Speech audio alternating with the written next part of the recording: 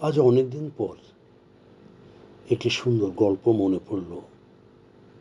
গল্পটা অবশ্য মার্কিন যুক্তরাষ্ট্রের।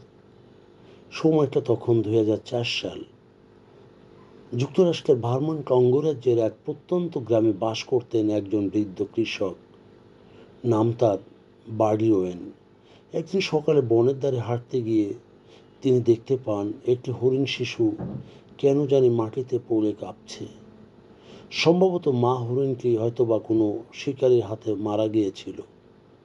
বার্ডি হরিণ শিশুটিকে তুলে নিয়ে আসেন নিজের খামারে।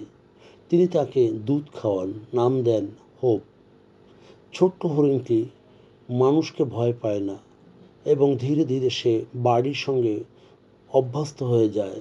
সে বার্ডির সঙ্গে পিছু পিছু হয়তো হাঁটে, উঠানে দৌড়ায় আর রাতে গোলাঘরের পাশে গিয়ে ঘুমায়।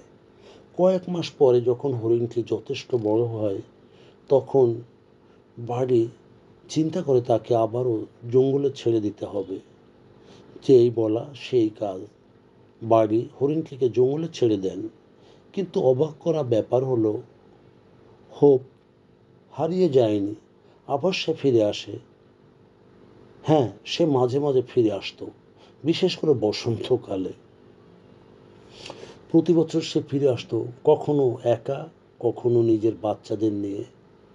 স্থানীয়রা প্রথমে বার্ডি ওয়েনের কথা বিশ্বাস করতে চাইল না। পরে তারা নিজেদের চোখে দেখে মুগ্ধ হলো। হোপ যতদিন বেঁচে ছিল, প্রায় 8 বছর, সে প্রতি বছর অন্তত একবার করে এসে দেখা করে যেত বার্ডির সঙ্গে। তাকে ঘেঁষে দাঁড়াতো, মাথা ঘেঁষে আদর করত, যেন কৃতজ্ঞতা জানাতো সেই মানুষ নামের বাবাকে। এই সত্য ঘটনা পরে হোপ দ্য গিয়ার নামে একটি শিশুতোষ বই প্রকাশও হয়েছিল। এই ঘটনা আমাদের শেখায় যে ভালোবাসা, যত্ন আর করুণা কখনো বৃথা যায় না। পশু পাখির হৃদয়েও ধারণ করে রাখে। মানুষের মতো তাদের হৃদয়ে ফিরে আসে মমতা এবং সেই কৃতজ্ঞতা। দেখা করতে আসে সেই মানুষ নামের বাবাকে এবং নিয়মিত প্রতি বছর এবং বলতে আসে ধন্যবাদ বাবা।